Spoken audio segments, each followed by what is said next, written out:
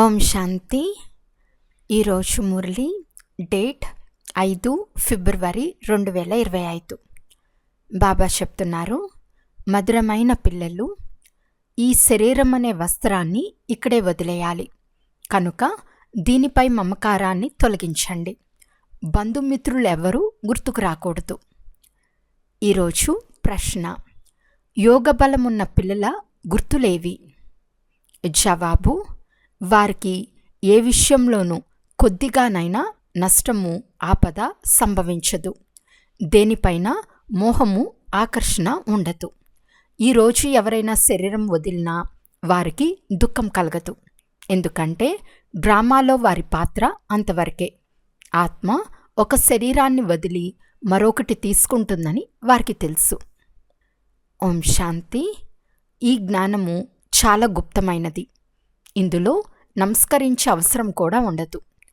ప్రపంచంలో నమస్తే లేక రామ్ రామ్ మొదలైన పదాలు అంటూ ఉంటారు.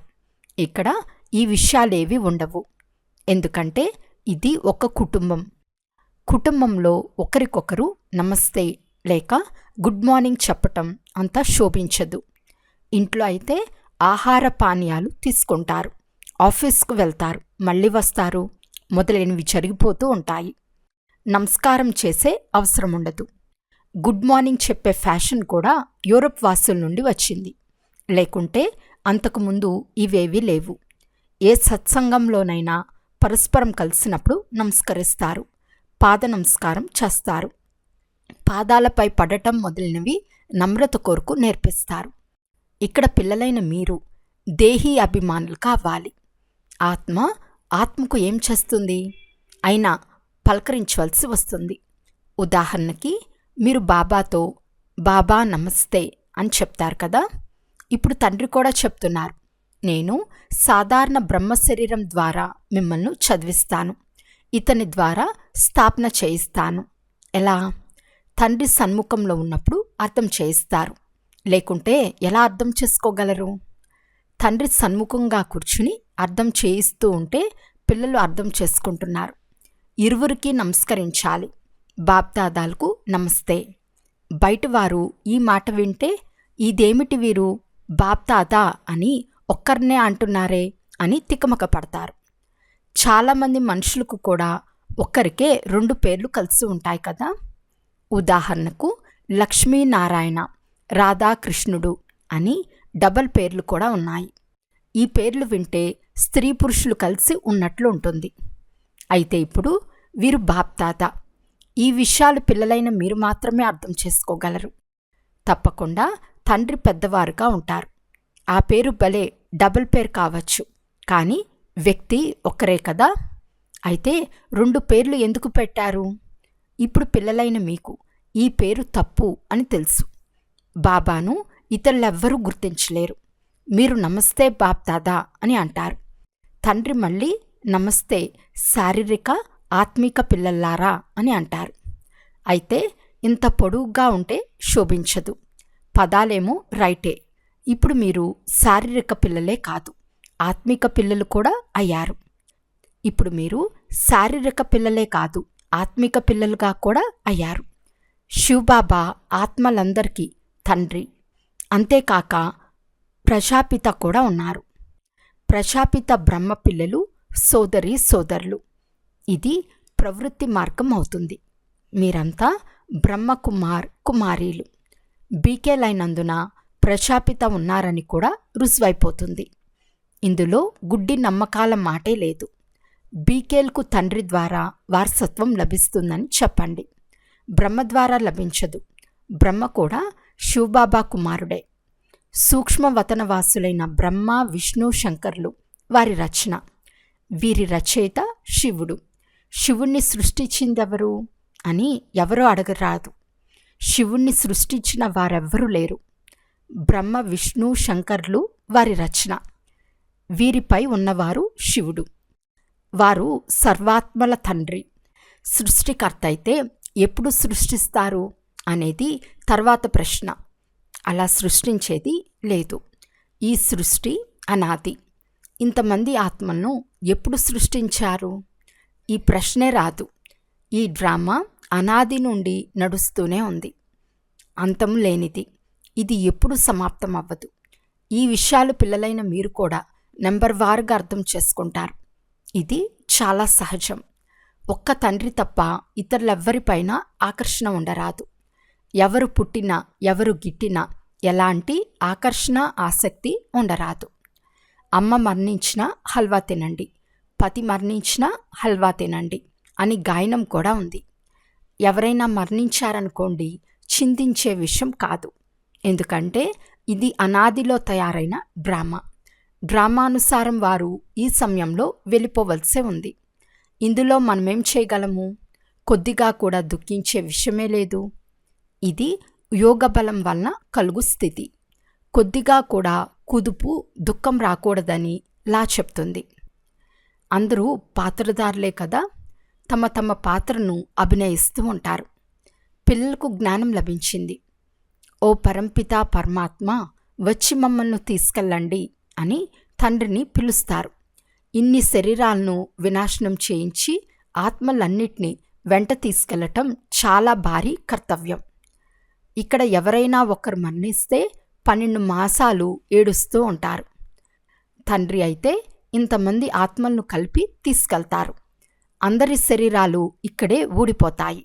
మహాభారత యుద్ధం జరిగితే అందరూ దోమల వలె వెళ్తూ ఉంటారని పిల్లలకు తెలుసు. ప్రకృతి బీభత్సాలు కూడా రానున్నాయి. ఈ ప్రపంచమంతా పరివర్తన అవుతుంది. ఇప్పుడు ఇంగ్లాండ్, రష్యా మొదలైన దేశాలు ఎంత పెద్దవిగా ఉన్నాయో చూడండి. సత్యుగంలో ఇవన్నీ ఉన్నాయా? ఇవన్నీ మన రాజ్యంలోనే లేనేలేవని కూడా ప్రపంచంలో ఎవరికీ తెలియదు. ఒకే ధర్మం, ఒకే రాజ్యం ఉండేది. మీలో కూడా బుద్ధిలో స్థిరంగా ఉంచుకునేవారు నెంబర్ వారుగా ఉన్నారు. కొందరికి నష చాలా కష్టంగా ఎక్కుతుంది. బంధుమిత్రులు మొదలైన వారందరి నుండి స్మృతి తొలగించుకుని ఒకే అనంతమైన సంతోషంలో ఉండటం చాలా అద్భుతంగా ఉంటుంది. అయితే ఇది కూడా అంతిమంలో జరుగుతుంది. కర్మాతీత అవస్థను చివర్లో పొందుతారు. శరీరంపై కూడా అభిమానం తెగిపోతుంది. ఇక చాలు, ఇప్పుడు మేము వెళ్ళిపోతాము, ఈ భావము అందరిలో సాధారణమైపోతుంది. నాటకంలోని పాత్రధారులు నాటకం అయిపోయిన వెంటనే ఇంటికి వెళ్ళిపోతారు. ఈ దేహం అనే వస్త్రాన్ని మీరు ఇక్కడే వదిలేయాలి. ఈ వస్త్రాలను ఇక్కడే ధరిస్తారు, ఇక్కడే వదిలేస్తారు. ఈ నూతన విషయాలన్నీ మీ బుద్ధిలో మాత్రమే ఉన్నాయి, ఇతరులెవ్వరి బుద్ధిలోనూ లేవు. అల్ఫ్ అంటే బాబా, బే అంటే వారసత్వము. అందరికంటే పైనున్నవారు అల్ఫ్. బ్రహ్మ ద్వారా స్థాపన, శంకరుని ద్వారా వినాశనము, విష్ణు ద్వారా పాలన అని చెప్తారు కూడా. మంచిదే. అయితే శివుని కర్తవ్యమేమి? అత్యంత ఉన్నతులైన శివబాబా గురించి ఎవరికీ తెలియదు. వారు సర్వవ్యాపి అని అనేస్తారు. ఇవన్నీ వారి రూపాలే అని అంటారు. ప్రపంచంలోని వారందరి బుద్ధిలో ఇది పక్కా అయిపోయింది. అందుకే అందరూ తమోప్రధానమైపోయారు. తండ్రి చెప్తున్నారు, ప్రపంచమంతా దుర్గతి పాలైపోయింది. మళ్ళీ నేనే వచ్చి అందరికీ సద్గతినిస్తాను. ఒకవేళ సర్వవ్యాపి అయితే అందరూ భగవంతులే భగవంతులవుతారా? ఒకవైపేమో మనమంతా సోదరులమని అంటారు, మరోవైపు అందరూ తండ్రులే అని అంటారు. అర్థమే చేసుకోరు. ఇప్పుడు పిల్లలైన మీకు అనంతమైన తండ్రి చెప్తున్నారు, పిల్లలు, నన్ను స్మృతి చేస్తే మీ వికర్మలు వినాశనమవుతాయి. మీరు ఈ దాదాను కానీ మమ్మాను కానీ స్మృతి చేయరాదు. తండ్రి చెప్తున్నారు, మమ్మాకు గాని బాబాకు కానీ మహిమ ఏమాత్రమూ లేదు. శివబాబా లేకుంటే ఈ బ్రహ్మ కూడా ఏం చేసేవారు? ఇతన్ని స్మృతి చేస్తే ఏమవుతుంది? అయితే వీరి ద్వారా మనం తండ్రి నుండి వారసత్వం తీసుకుంటున్నామని మీకు తెలుసు. బ్రహ్మ నుండి కాదు, ఇతను కూడా వారి నుండే వారసత్వం తీసుకుంటాడు. కనుక స్మృతి వారిని చేయాలి. ఇతడు మధ్యలో ఉన్న దళారి మాత్రమే. అబ్బాయికి అమ్మాయికి నిశ్చితార్థం జరిగితే ఒకరినొకరు స్మృతి చేసుకుంటూ ఉంటారు కదా. వివాహం చేయించేవారు మధ్యలో దళారే కదా. ఇతని ద్వారా తండ్రి ఆత్మలైన మీ నిశ్చితార్థం తనతో చేసుకుంటారు. అందుకే సద్గురువు దళారి రూపంలో లభించారనే గాయనముంది. సద్గురు దళారి కాదు, సద్గురు నిరాకారులు. భలే గురు బ్రహ్మ గురు విష్ణు అని అంటారు. కానీ వారెవ్వరూ గురువులే కారు. సద్గురు ఒక్క తండ్రి మాత్రమే. వారు సర్వులకు సద్గతినిస్తారు. తండ్రి మీకు నేర్పించారు, అందుకే మీరు ఇతరులకు కూడా దారి చూపిస్తారు. చూస్తూ కూడా చూడకండి అని అందరికీ చెప్తారు. బుద్ధి శివబాబాతో జోడింపబడి ఉండాలి. ఈ కన్నులతో చూచేదంతా శ్మశానగ్రస్తం అవనున్నది. ఒక్క తండ్రిని మాత్రమే స్మృతి చేయాలి. ఇతన్ని స్మృతి చేయరాదు. ఇతనితో ఏ వారసత్వము లభించదని బుద్ధి చెప్తుంది. వారసత్వం అయితే తండ్రితో లభించాలి. వెళ్ళవలసింది కూడా తండ్రి వద్దకే. విద్యార్థులను స్మృతి చేయరు. విద్యార్థులు టీచర్ను స్మృతి చేస్తారు కదా. పాఠశాలలో తెలివిగల పిల్లలు ఇతర పిల్లలను కూడా పైకి తెచ్చేందుకు ప్రయత్నిస్తారు. తండ్రి కూడా ఒకరినొకరు ఉన్నతి చేసుకునేందుకు ప్రయత్నించండి చెప్తారు. కానీ భాగ్యంలో లేకుంటే వారు పురుషార్థం కూడా చేయరు. కొద్దిలోనే సంతోషిస్తారు. ప్రదర్శిని చూచేందుకు చాలామంది వస్తారు. వారందరికీ అర్థం చేయించాలి. చాలామందికి అర్థం చేయించటం వలన చాలా ఉన్నతి జరుగుతుంది. ఆహ్వానించి తీసుకొస్తారు కనుక గొప్ప గొప్ప వివేకవంతులు వస్తారు. ఆహ్వానం లేకుండా అనేక ప్రకారాలైన జనులు వచ్చేస్తారు. ఏవేవో ఉల్టా సుల్టా మాటలు, వ్యర్థ మాటలు వాగుతూ ఉంటారు. రాయల్ మనుషులు నడవడికలు కూడా రాయల్గా ఉంటాయి. రాయల్ మనుషులు రాయల్గా లోపలికి వస్తారు. నడవడికలో కూడా చాలా వ్యత్యాసం ఉంటుంది. వారి నడవడికలో, మాటల్లో ఎలాంటి గౌరవము ఉండదు. మేళాకు అనేక విధాలైన మనుషులు వచ్చేస్తారు. ఎవ్వరిని వద్దనలేము. కనుక ఎక్కడ ప్రదర్శిని జరిగినా ఆహ్వాన కార్డు పంపి రప్పించుకుంటే మంచి మంచి రాయల్ మనుషులు వస్తారు. వారు పోయి ఇతరులకు కూడా తప్పకుండా వినిపిస్తారు. అప్పుడప్పుడు స్త్రీల కార్యక్రమం ప్రత్యేకంగా ఉంచండి. కేవలం స్త్రీలు మాత్రమే వచ్చి చూస్తారు. ఎందుకంటే అక్కడక్కడ స్త్రీలు పరదా చాటున బుర్కాలో ఉంటారు. కనుక కేవలం స్త్రీల కొరకు మాత్రమే ప్రోగ్రాం ఉంచండి. అప్పుడు పురుషులెవ్వరూ రాకూడదు. మొట్టమొదట మీరు శివబాబా నిరాకారుడని అర్థం చేయించమని తండ్రి చెప్తున్నారు. శివబాబా మరియు ప్రజాపిత బ్రహ్మ ఇరువురు తండ్రులే. ఇరువురు బాబాల నుండి వారసత్వం లభించేందుకు ఇరువురు ఏకరసంగా ఉండరు. వారసత్వం లభించేది తాతగారిదా లేక తండ్రిదా? తాతగారి ఆస్తిపై హక్కు ఉంటుంది. ఎటువంటి కుపుత్రుడైనా తాతగారి వారసత్వం లభిస్తుంది. ఇది ఇక్కడి చట్టం.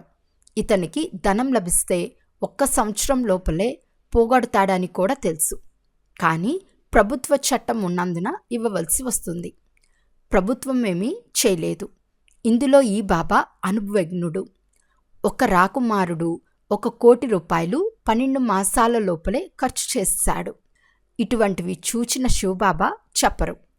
ఇటువంటి ఉదాహరణను ఎన్నో చూశానని ఈ దాదా చెప్తారు. ఇది చాలా మురికి ప్రపంచం. ఈ ప్రపంచమే పాతదైపోయింది. ఇల్లు కూడా పాతదైపోయింది. పాత ఇంటిని పడగొట్టవలసి వస్తుంది. ఈ లక్ష్మీనారాయణల రాజభవనాలు ఎంత ఫస్ట్ క్లాస్గా ఉన్నాయో చూడండి. మీరు కూడా నరుణ్ నుండి నారాయణ్గా అవుతారని ఇప్పుడు మీరు తండ్రి ద్వారా అర్థం చేసుకుంటున్నారు. ఇదే సత్యనారాయణ కథ. ఇది కూడా పిల్లలైన మీరు మాత్రమే అర్థం చేసుకుంటారు.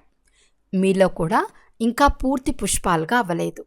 ఇందులో చాలా మంచి రాయల్టీ కావాలి.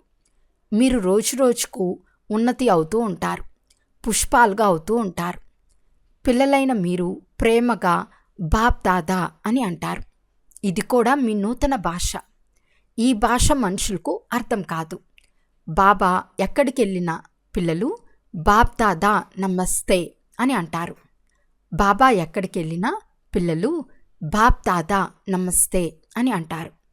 అందుకు బదులుగా తండ్రి ఆత్మిక శారీరక పిల్లలకు నమస్తే అని అంటారు. ఇలా చెప్పవలసి వస్తుంది కదా. ఎవరైనా వింటే ఇదేదో కొత్త మాట.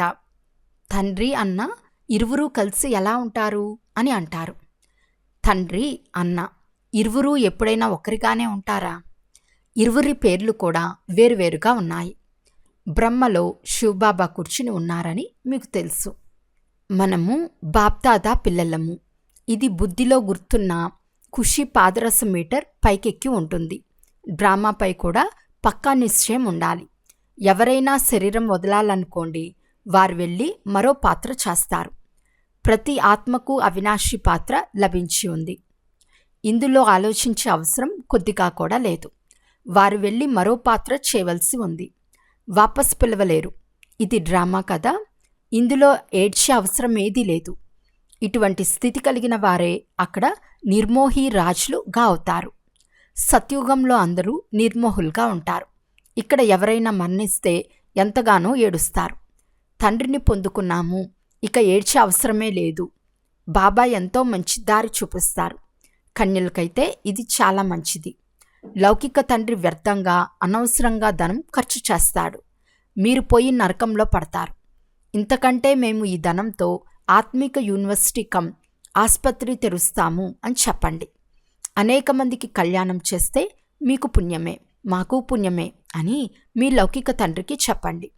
మేము భారతదేశాన్ని స్వర్గంగా చేసేందుకు తనువు, మనసు, ధనము అన్నీ ఖర్చు చేస్తాము అని చెప్పే ఉత్సాహం స్వయం పిల్లలైన మీలో ఉండాలి. ఇంతటి నష ఉండాలి. మీ తండ్రితో మీరు ధనం ఇవ్వాలనుకుంటే ఇవ్వండి, వద్దనుకుంటే ఇవ్వకండి. మీరు మీ కళ్యాణము ఇతర అనేక మంది కళ్యాణం చేయాలని కోరుకోరా అని అడగండి. ఇంత నష ఉండాలి. ముఖ్యంగా కుమారీలు చాలా దృఢంగా నిలబడాలి. అచ్చా, మధురాతి మధురమైన అపురూపమైన పిల్లలకు మాతాపిత బాప్దాదాల ప్రియ స్మృతులు మరియు గుడ్ మార్నింగ్. ఆత్మిక పిల్లలకు ఆత్మిక తండ్రి నమస్తే. ఆత్మిక తండ్రికి ఆత్మిక పిల్లల యొక్క ప్రియ స్మృతులు మరియు నమస్తే నమస్తే నమస్తే. ధారణ కొరకు ముఖ్య సారము. ఫస్ట్ పాయింట్, మీ నడవడిక చాలా రాయల్గా, శ్రేష్టంగా ఉంచుకోవాలి. చాలా గౌరవపూర్వకంగా మాట్లాడాలి. నమ్రతా గుణాన్ని ధారణ చేయాలి. సెకండ్ పాయింట్, ఈ కనులకు కనిపించేదంతా శ్మశానగ్రస్తం అవ్వనున్నది కనుక దీన్ని చూస్తూ కూడా చూడకుండా ఉండాలి. ఒక్క శివబాబాను మాత్రమే స్మృతి చేయాలి. ఏ దేహదారిని స్మృతి చేయరాదు. ఈరోజు వరదానము. మాస్టర్ జ్ఞానసాగరులుగాయి బొమ్మలాటను సమాప్తం చేసే స్మృతి సో సమర్థ స్వరూప భవ. భక్తి మార్గంలో విగ్రహాలను తయారు చేసి పూజలు మొదలైనవి చేసి ఆ విగ్రహాలను ముంచేస్తారు. మీరు దాన్ని బొమ్మల పూజ అని అంటారు. అలా మీ ముందుకు కూడా ఏవైనా నిర్జీవమైన సారము లేని ఈర్ష, అనుమానము, ఆవేశము మొదలైన వాటికి సంబంధించిన విషయాలు వస్తాయి. మీరు వాటిని విస్తారం చేసి అనుభవం చేస్తారు, లేక ఇదే సత్యం అని అనుభవం చేయిస్తారు. ఇది కూడా అందులో ప్రాణం నింపినట్లు అవుతుంది. తర్వాత వాటిని జ్ఞానసాగరుడైన తండ్రి స్మృతి ద్వారా గతించిన దాన్ని గతింపచేసి స్వావోన్నతి యొక్క అలల్లో ముంచేస్తారు కూడా. కానీ ఇందులో సమయం వృధా అయిపోతుంది కదా. అందువలన ప్రారంభం నుండే మాస్టర్ జ్ఞానసాగరులుగాయి స్మృతి సో సమర్థ భవ యొక్క వరదానం ద్వారా ఈ బొమ్మలాటను సమాప్తం చేయండి. స్లోగన్: ఎవరైతే సమయానికి సహయోగులుగా అవుతారో వారికి 1కి 16 రెట్లు ఫలం లభిస్తుంది. అచ్చా, ఓం శాంతి.